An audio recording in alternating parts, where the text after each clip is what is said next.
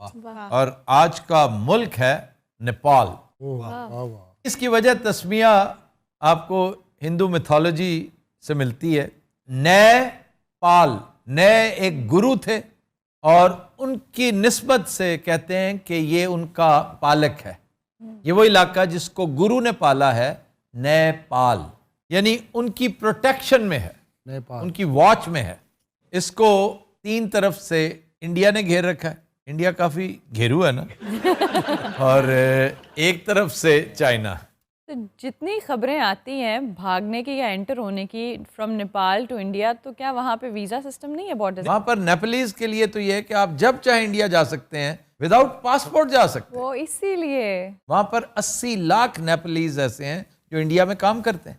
वो वहाँ escapes पर होती हैं। 82% हिंदूज हैं, 10% बुद्धिस्ट हैं और अबाउट 4% यूं समझ लीजिए कि मुस्लिम्स हैं। वहां पर मजहबी आजादी है मुकम्मल, you mind your own religion, लेकिन आप रिलीजन चेंज नहीं कर सकते। लेकिन अगर कोई खुद करना चाहे, कन्वर्जन इज प्रोहिबिटेड। यहां पर कन्वर्जन प्रोहिबिटेड है। वो फिर हम ये कह सकते हैं कि जी वहां की मजहबी आजादी मशरूत है। हाँ 100% मजहबी आजादी नहीं है। ये कोहमालिया के दामन में वाक़ मुल्क है और दुनिया की अजीम तरीन चोटियों में से 14 यहाँ पर मौजूद हैं। वो यही वजह है कि इसे रूफ ऑफ द वर्ल्ड कहते हैं। पामीर्स को भी कहते हैं रूफ ऑफ द वर्ल्ड और नेपाल को भी। और सबसे बुलंदो बाला चोटी आप जानते हैं माउंट एवरेस्ट। Mount Everest. ये मुल्क अपना यौम आज़ादी नहीं मनाता।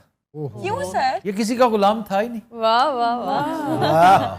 आप शायद एक बात से नावाकिफ हों कि नेपलीज का शुमार दुनिया के बहादुर तरीन लोगों में होता है। गोरखा रेजिमेंट आज भी बरतानवी फौज का हिस्सा है। गोरखों को वो इतना पसंद करते थे। ये नेपलीज गोरखा है और इनका मोटो है कि बुज़दिली से मौत बेहतर है। वाह।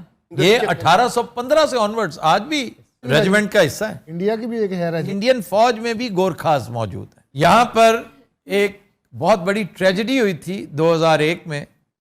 क्राउन प्रिंस ने अपनी वालदा, वालिद और दीगर रिश्तेदारों समेत सबको मौत के घाट उतार के खुदकुशी कर ली थी। पर क्यों?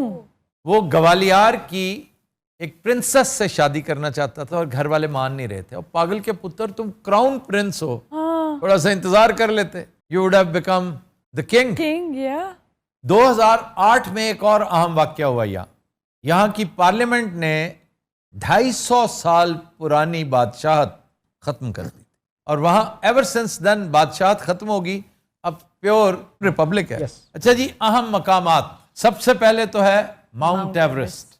अरे कितनी बुलंद है ये 29,032 फुट है। 1953 में ये चोटी सर की गई थी। Edmund Hillary from New Zealand and Tenzing Norgay जो मकामी गाइड था उसका, देखें तारीख रकम कर गए 1953 में। पुष्पति नाथ टेम्पल रिवर बागमती के किनारे खटमंडो के साथ यह है। ये बहुत पुराना मंदिर है और है कुछ तकरीबन यूं समझे 2000 साल पुराना। ये सबसे बड़ा मंदिर है, हिंदू मंदिर वहाँ का। जी। बुद्धा स्टूपा, बुद्धा का ये स्टूपा जो गोल स्ट्रक्चर्स हैं, one of the largest in the world ये शुमार होता है। ये भी वर्थ विजिटिंग जगह है। चितवन नेशनल पार्क बहुत खूबसूरत पार्क है। ये 550 मुरब्बा किलोमीटर्स पे फैला हुआ है। नेचुरल लाइफ वहाँ पर बड़ी लाजवाब हैबिटाट है परिंदों का। यानी यहाँ पे सफारी पार्क भी होगा? हाँ जी, kind of. It has safari facilities. भाई वहाँ का जो पहाड़ है कोहमालिया, वो 3500 किलोमीटर चौड़ा है। इसका ज्यादातर हिस्सा नेपाल में है और टच वो हमें भी करता है, चाइना को भी करता है, इंडिया को भी करता है, तिब्बत को भी करता है। और माउंट एवरेस्ट पर पहुंचने के दो रास्ते हैं। एक है खटमंडू के जरिए, नेपाल के जरिए, और दूसरा है तिब्बत के जरिए।